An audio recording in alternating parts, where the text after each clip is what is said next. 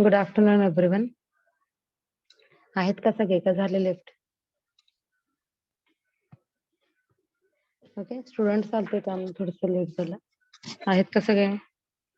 भंडारकोटे, Yes, ma'am. बिले, बिले, देवकर, घंटे, हा, घोडगे, गोरे, Yes, ma'am. Jadhav, Yes, ma'am. Yes, ma'am. Patil, बोध पाटील, शेख, शितोळे, नगरकर, आदेश, चौगुले, Yes, ma'am. मोहकर आहेत ना प्रेझेंट सगळे? Yes, ma'am. Yes, ma'am. Yes, ma'am. चालेल. बघितलं तुम्ही आहेत का लेफ्ट झालं लेट चालू झाल्यामुळे. ओके, सो आता आपलं टायमरचे प्रोग्रामिंग झालेले आहेत. टायमरच्या प्रोग्रामिंग मध्ये कोणाला काही डाऊट आहे का? कसं करायचंय? ओके, टायमरचे प्रोग्रामिंग झाले. सो आपलं सेकंड युनिट स्टार्ट झालेलं आहे. आता नाही, आता नंतर नाही. हा, कारण की आता माझं लेक्चर डिस्टर्ब होते. लेक्चर झाल्यावर या. हा, काय अडचण असेल तर दुसऱ्या स्टाफला विचारा.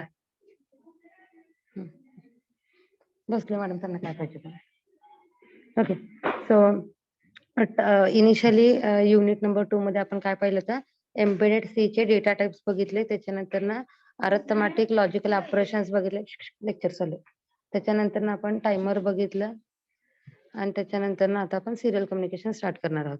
ओके, सो टायमर प्रोग्रामिंग मध्ये सगळं प्रोग्राम सेम राहणार आहे. फक्त कुठले व्हॅल्यूज चेंज होतात तर तुमच्या जी फ्रिक्वेन्सी आहे, फ्रिक्वेन्सी अँड देन आपण असं करूया.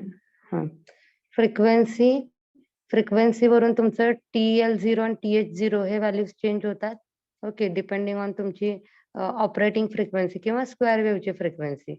ओके, आणि प्लस तुमचं टायमर कोणतं टायमर वापरणार आहे आणि कोणत्या मोड मध्ये वापरणार आहेत, म्हणजे टायमर आणि मोड ह्याच्यावरून तुमची टीमोडची व्हॅल्यू चेंज होते. ओके, आणि अजून एक काय चेंज होतं तर आयदर TL0 और TH1, म्हणजे टायमर 1 वापरायचा आहे का टायमर 0 यूज करायचा आहे, ह्याच्यावरनं तुमचे टायमरचे नंबर्स तिथे चेंज होणार. ओके, आणि हे वरचा प्रोग्राम ऍज इट इज राहणार तुमचा सगळ्या टायमर्ससाठी. ओके, स्क्वेअर वेव्ह साठीच, कारण की आपण स्क्वेअर वेव्ह जनरेट करतो. ओके, नंतर ना वेव्हफॉर्म जनरेशन हे वेगळे आहे. फक्त इथं आपण ह्या स्क्वेअर वेव्ह मध्ये दिसण्यासाठी आपण इथं काय करतो, टाइम डिले देतो युजिंग टायमर. ओके, आणि हे जे काही TH0 आणि TL0 मध्ये व्हॅल्यूज काढायचे आहेत त्याच्यासाठी काय करायचं आहे आपल्याला तर 2 फ्रिक्वेन्सी असतात. एक 12 हर्ट्झ ऑसिलेटर फ्रिक्वेन्सी आणि 11.0592 मेगाहर्ट्झ फ्रिक्वेन्सी. 592 मेगाहर्ट्झ. ओके, जर 12 हर्ट्झ असेल तर जे काही आपल्याला काय म्हणेल फ्रिक्वेन्सी दिलेली आहेत, ओके, त्या फ्रिक्वेन्सीला आपण काय करतो तर 1 मायक्रो सेकंडने आपण काय करतो डिवाइड करतो. ओके, सो आपण काय करतो त्याला 1 मायक्रो सेकंडनी डिवाइड करतो ह्या फ्रिक्वेन्सीला. आणि 11.509 वापरले असेल तर 1.0892 मायक्रो सेकंडने आपण काय करतो त्याला डिवाइड करतो. ओके, डिवाइड केल्यानंतर जे काय आन्सर असतं that is the total time delay. Okay, त्या टाइमला आपण काय करतो परत डिवाइड बाय 2 करतो, जेणेकरून आपल्याला टी ऑन आणि टी ऑफ मिळेल. Therefore T is equal to T on plus T off. Okay, आणि नंतर हे जे काही टी ऑन भेटतं म्हणजे डिवाइड बाय 2 केल्यानंतर व्हॅल्यू भेटते, ती व्हॅल्यू आपण काय करायचं 65536 मधनं आपण मायनस करतो. ओके, आता इथं सुद्धा 655365 का घेतलेला आहे, बिकॉज आपण टायमर हा मोड 1 मध्ये यूज करतो आणि मोड 1 मध्ये टायमर हा किती बिट आहे 16 बिट टायमर आहे. ओके, आणि सगळे आपण प्रोग्राम 16 बिट टायमर वरतीच पाहिलेले आहेत. जर समजा मोड 0 यूज केलेला असेल तर काय होणार 2⁻13 जी म्हणजे 13 बिट आहे ऍक्च्युली, त्याच्यामध्ये 13 बिट्सचा टायमर आहे आणि 2⁻13 जेवढी व्हॅल्यू येते तेवढ्या व्हॅल्यू मधनं तुमचं सबस्ट्रॅक्शन होणार ऑन टाइम. ओके, जर समजा मोड 2 असेल, मोड 2 इज 8 बिट ऑटो रिलोड, तर 2⁸ जी व्हॅल्यू येते त्या व्हॅल्यू मधनच तुमचं काउंट व्हॅल्यू मायनस होणार. ओके, म्हणजे 256 मायनस तुमचं जे काय व्हॅल्यू असेल त्यातनं ती काउंट व्हॅल्यू मायनस होणार. ओके, ह्याच्यावरचे प्रोग्राम्स आता आपल्याकडे नाही आहेत. जर मला भेटले तर ते पण प्रोग्राम्स मी तुम्हाला घेते. ऍक्च्युली हे जे 13 बीट 8 बीट आहेत त्याचे असेंब्ली मध्ये प्रोग्राम्स आहेत. ओके, आपण एम्बेडेड सी चे पण त्याचे प्रोग्राम्स घेऊयात. ओके, आणि मग ही जी काही व्हॅल्यू होते त्याच्यातलं अप्पर बाईट हे हाय रजिस्टर मध्ये लोड करायचं आणि लोअर बाईट हे लो व्हॅल्यू मध्ये रजिस्टर मध्ये लोड करायचं आणि प्रोग्राम तर ऍज इट इज. ओके, हा प्रोग्राम पण ऍज इट इज आहे, वरचा प्रोग्राम पण ऍज इट इज आहे. फक्त व्हॅल्यूज काय चेंज होतात, तर टीमॉड मध्ये लोड करण्याचं व्हॅल्यू चेंज होत आहे. कोणती फ्रिक्वेन्सी आहे स्क्वेअर वेव्हची त्याच्यावरनं फ्रिक्वेन्सीवरनं काउंट व्हॅल्यू चेंज होते, दॅट इज TL0 आणि लो आणि हाय रजिस्टर मधले व्हॅल्यूज चेंज होतात. ओके, ह्याच्यामध्ये कोणाला काही अडचण आहे का? Okay, so next is serial communication. Okay. So 8051 is having serial communication. So it is having two resistor SBUF आणि SCON. ओके, दोन रजिस्टर्स आहेत सिरियल कम्युनिकेशन 8051 ला. तर त्याच्यामध्ये SBUF आणि SCON हे दोन रजिस्टर्स आहेत. त्याच्या आधी आपलं कम्प्युटर कसं डेटा ट्रान्सफर करते ते बघूया. So it transfers the data in two ways, either in serial communication and second one is parallel communication. Serial and parallel communication म्हणजे काय, तर our computer works on binary numbers. हो की नाही? So binary is nothing but 1 and 0 series. Okay, so bus of 1 and 0s. So that numbers can be transmitted at a time in parallel manner or they can be sent one after the another, that is called as serial communication.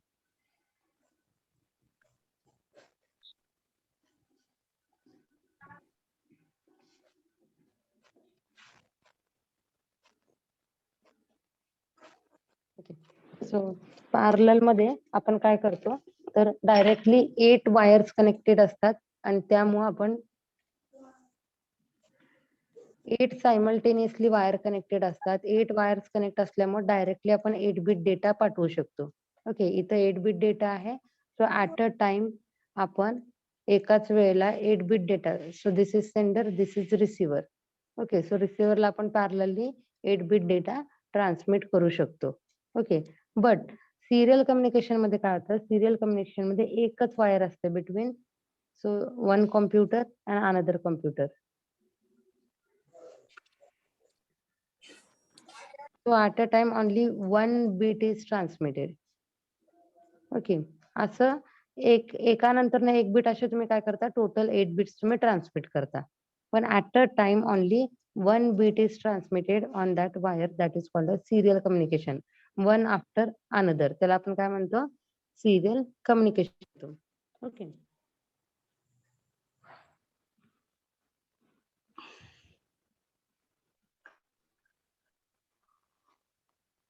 So जिथं short distance communication आहे तिथं आपण parallel connection use करतो आणि जिथं long distance communication आहे तिथं आपण काय करतो, सिरियल कम्युनिकेशन यूज करतो.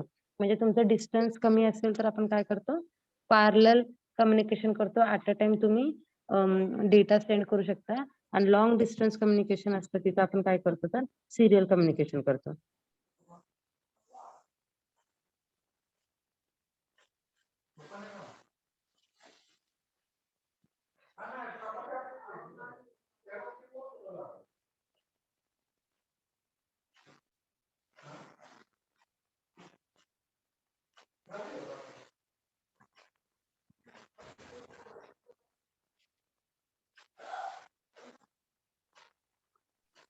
Okay, so this is serial and parallel communication. इथे बघू शकतो सेंडर अँड रिसिव्हर मध्ये एकच वायर आहे. So at a time D0 to D7 तुम्ही काय करता, तर ऍट अ टाइम एक बिट सेंड करता. Whereas in parallel communication 8 lines are connected simultaneously, therefore D0 to D7 are simultaneously transmitted in one clock pulse. Okay, एका clock pulse मध्ये तुम्ही काय करू शकता, 8 बिट डेटा सायमल्टेनियसली सेंड करू शकता. Whereas इथं सिरियल कम्युनिकेशन मध्ये एका क्लॉक पल्सला तुमचं एकच बिट ट्रान्समिट होते. म्हणजे जर 8 बिट्स ट्रान्समिट करायचे असतील तर तुम्हाला किती क्लॉक पल्सेस लागतील, तर 8 क्लॉक पल्सेस लागतील. ओके.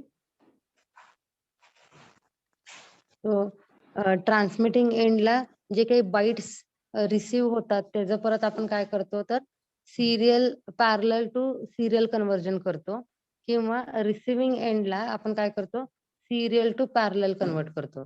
म्हणजे काय होतं, तर ट्रान्समिटिंग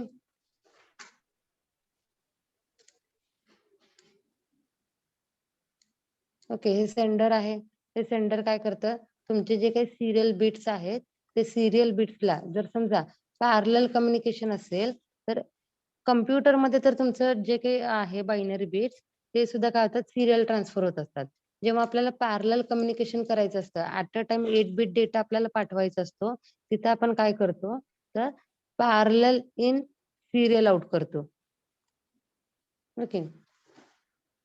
म्हणजे जे काही आलेला डेटा आहे सिरियल बिट्स, तर त्याचं काय करतो, पॅरललचा सिरियल मध्ये कन्वर्ट करतो. हे सिरियल कम्युनिकेशनच्या वेळेस. आणि पॅरललच्या वेळेस काय करतो आपण, तर सिरियल इन पॅरलल आउट करतो.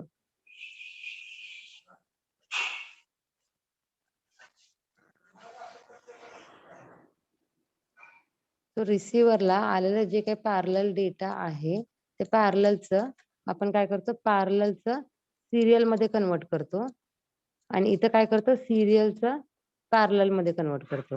हे कधी करतो, तर तुमच्या पॅरलल कम्युनिकेशन मध्ये करतो. आणि सिरियल कम्युनिकेशन असेल तर तिचं उलट करतो. सिरियल कम्युनिकेशन मध्ये काय होतं, तर ऍट अ टाइम एकच बिट ट्रान्समिट होतंय, तेव्हा आपण इथं काय करतो, पॅरललचं सिरियल कम्युनिकेशन मध्ये कन्वर्ट करतो, म्हणजे शिफ्ट रजिस्टर वापरतो. आणि रिसिव्हरला काय करतो, तर जे काही सिरियल डेटा रिसिव्ह झालेला आहे त्याचा अगेन काय करतो, पॅरलल मध्ये कन्वर्ट करतो. ओके. मग हे जे काही पॅरलल कम्युनिकेशन आहे ते शॉर्ट डिस्टन्स साठीच कम्युनिकेट होते, आणि जे काही सिरियल कम्युनिकेशन आहे ते काय होतं, लॉंग डिस्टन्स साठी कम्युनिकेट आपण करण्यासाठी आपण यूज करतो. मग जर टेलिफोन लाईन्स मध्ये जर आपल्याला जर आता हे काय झालं, हे कम्प्युटर डेटासाठी आपण बघितलं. Okay, sender and receiver. पण समजा टेलिफोन लाईन्स वरती जर आपल्याला डेटा सेंड करायचा असेल तर जे काही 1 आणि 0 ची सिरीज आहेत तर आपल्याला ऑडिओ टोन्स म्हणजे फ्रिक्वेन्सी मध्ये आपल्याला काय करावं लागणार, कन्वर्ट करावं लागणार. Okay, so while using the either serial communication or parallel communications on telephone line, at that time we have to convert these zeros and one series into the audio frequency. आणि त्यालाच काय म्हणतो आपण, तर त्याला आपण म्हणतो मोडेम म्हणतो, किंवा मॉड्युलेटर आणि डिमॉड्युलेटर म्हणतो. मग मॉड्युलेटर म्हणजे काय, तर सगळे सिग्नल्स तुमचं कंबाईन करून एकाच लाईन वरती सेंड करणे. ओके, मल्टिप्लेक्सर सारखं. ओके, त्याला आपण म्हणतो मॉड्युलेटर. आणि डिमॉड्युलेटर म्हणजे काय, ऍट द रिसिव्हर एंड जे काही रिसिव्ह झालेले सिग्नल्स आहेत त्याला डिकोड करणे परत. ओके, आपण ट्रान्समिट करताना एन्कोडिंग यूज करतो, रिसिव्हरच्या वेळेला आपण काय करतो, डिकोड करतो सिग्नल, त्याला काय म्हणतो, डिमॉड्युलेटर. So modulator and demodulator is nothing but your modem, and it does the function of this your conversion of zeros and ones and your into audio signals. Okay. आता परत सिरियल कम्युनिकेशन्स मध्ये 2 methods आहेत, synchronous आणि asynchronous. Synchronous म्हणजे काय, तर at a time it transfers a block of data. Okay, एक block of data at a time त्यांनी ट्रान्समिट करतात. आणि असिंक्रोनस म्हणजे काय, एक सिंगल बाईट ट्रान्समिट करते. ओके, तर सिंक्रोनस मध्ये होल तुमचं जे काही पॅराग्राफ म्हणा, वर्ड्स आहेत ते सगळं ऍट अ टाइम ट्रान्समिट होतं. आणि असिंक्रोनस मध्ये त्यांच्या क्लॉक सायकल वरती एक एक बाईट म्हणजे 8 बिट डेटा ट्रान्सफर केला जातो. Okay, now again this 8051 it is having UART. Okay, UART म्हणजे काय, universal asynchronous receiver transmitter. Okay, हे त्या IC मध्येच मॅन्युफॅक्चर्स असतात सिरियल कम्युनिकेशन साठी. सो 8051 मध्ये UART आहे जे की युनिव्हर्सल असिंक्रोनस रिसिव्हर ट्रान्समीटर. आणि अजून काय असतं, तर सिंक्रोनस आणि असिंक्रोनस. म्हणजे आता इथं बघितलं, सिरियल कम्युनिकेशन ट्रान्समिट करण्यासाठी 2 मेथड्स आहेत, सिंक्रोनस आणि असिंक्रोनस. सो USART म्हणजे काय, युनिव्हर्सल सिंक्रोनस असिंक्रोनस ट्रान्समीटर आणि रिसिव्हर. म्हणजे एकच IC आहे आणि ती IC तुमची ट्रान्समिट करू शकते डेटा ऍज वेल एज रिसीव्ह करू शकते डेटा. आणि कोणत्या मोड मध्ये करू शकते तर सिंक्रोनस मोड मध्ये सुद्धा करते आणि असिंक्रोनस मोड मध्ये सुद्धा ती करता येते. ओके, मग ही सिंक्रोनस आहे, असिंक्रोनस आहे, किंवा आपण ट्रान्समिट करणार आहे डेटा, रिसीव्ह करणार आहे, हे आपण सगळं कशात करतो तर एस्कॉन रजिस्टर मध्ये करतो. Serial control register which is 8-bit register. आणि त्या सिरियल कंट्रोल रजिस्टर मध्ये मग आपण सिरियल कम्युनिकेशन कंट्रोल करतो. म्हणजे रिसीव्ह करणार आहे डेटा तर ट्रान्समिट करणार आहे किंवा कुठल्या ऑपरेटिंग मोड मध्ये युज करणार आहे, सिंक्रोनस असिंक्रोनस मध्ये युज करणार आहे. आणि एसबफ म्हणजे काय? एसबफ म्हणजे सिरियल बफर रजिस्टर.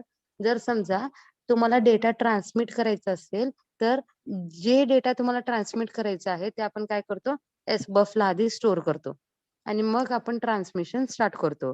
तसंच रिसिव्हरच्या टायमिंगला जेव्हा आपण डेटा एक्सटर्नल डेटा रिसीव्ह करतो तर ते रिसीव्ह होऊन कुठल्या बफर मध्ये स्टोअर होत आहे तर एसबफ रजिस्टर मध्ये तो डेटा स्टोअर होतो. Okay, so again for transmission and reception there are many types. Simplex म्हणजे at a time फक्त ट्रान्समीटरच डेटा ट्रान्समिट करणार आणि रिसिव्हर डेटा रिसीव्ह करणार. रिसिव्हर पुन्हा ट्रान्समीटरला डेटा पाठवू शकत नाही. So simplex communication is the one way communication. Okay, एकच वे असतं. जसं की जे काही ब्रॉडकास्टिंग रेडिओचं किंवा टीव्हीचं ब्रॉडकास्टिंग बघा. ओके, सो टीव्हीला आपण समजा एखादा चॅनल आपण बघू शकतो, पण आपला जे काही डेटा आहे ते परत आपण त्या सॅटेलाइटला किंवा त्या डिश रिसिव्हरला नाही सेंड करत. हो की नाही? तसंच जे काही रेडिओ सिग्नल्स म्हणा किंवा टीव्हीचं ब्रॉडकास्टिंग म्हणा, हे कशामध्ये येतं तर सिम्प्लेक्स कम्युनिकेशन मध्ये येतं.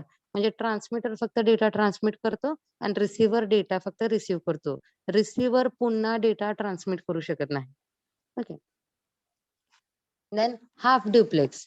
So half duplex, in half duplex the data is transmitted through a medium, so it can also transmit data as well as receive data but not at a time. म्हणजे हा हे जे काही transmitter आहे किंवा आपण म्हणूया हे म्हणूया सेंडर म्हणूया. ओके, म्हणजे so this is sender and this one is your destination. Okay, so जेव्हा सेंडर डेटा सेंड करेल तेव्हा डेस्टिनेशनला रिसीव्ह होईल. ओके, सो डेस्टिनेशन तेव्हा फक्त रिसीव्हच करणार आहे.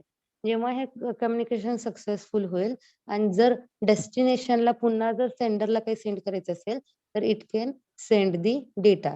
फक्त ह्याच्यामध्ये काय होतं, at a time sending and reception operation होत नाही. एका वेळेला एकच होतं. जर सेंडर डेटा ट्रान्समिट करत असेल तर डेस्टिनेशन डेटा फक्त रिसीव्ह करणार आहे. ओके, आणि समजा डेस्टिनेशनला डेटा ट्रान्समिट करायचा असेल तर रिसिव्हर किंवा सेंडर काय करू शकतो, तो डेटा फक्त रिसीव्ह करू शकतो. म्हणजे तुम्ही एक जे मीडियम आहे सेंडर किंवा तो डिव्हाइस जे आहे ते डेटा सेंड पण करू शकतं आणि रिसीव्ह पण करू शकतं, पण ऍट अ टाइम करू नाही शकत. ओके, आणि नेक्स्ट आहे full duplex. So full duplex मध्ये sender and destination both can send as well as receive the data at a time. Okay, म्हणजे तुम्ही एकाच वेळेला डेटा सेंड पण करताय आणि रिसीव्ह पण करताय. फॉर एक्झाम्पल इथं मी लेक्चर तुम्हाला डिलिव्हर करत असताना तुमच्याकडे माझे ऑडिओ सिग्नल्स येत असतात. हो की नाही? ते ऑडिओ सिग्नल्स म्हणजे काय झालं, रिसेप्शन झालं. सायमल्टेनियसली जर तुम्ही बाय डिफॉल्ट दुसरीकडे व्हॉट्सअप वरती तुम्ही कुणाला दुसऱ्याला काही पाठवत असाल तर तो डेटा काय होतो, ट्रान्समिट होतो.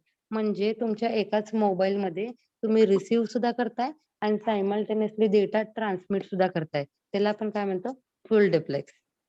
Okay, so at a time the sender and receivers can either send data and can receive data. त्याला आपण काय म्हणतो, फुल डुप्लेक्स कम्युनिकेशन सिस्टीम. हे तुम्हाला बहुतेक PEC ला झालेलं असेल. झालंय का हे? किंवा DCS काय म्हणूया डिजिटल कम्युनिकेशन सिस्टीम मध्ये झाले का हे? घंटे Yes, ma'am. शितोडे झाले का हे का नाही झाले?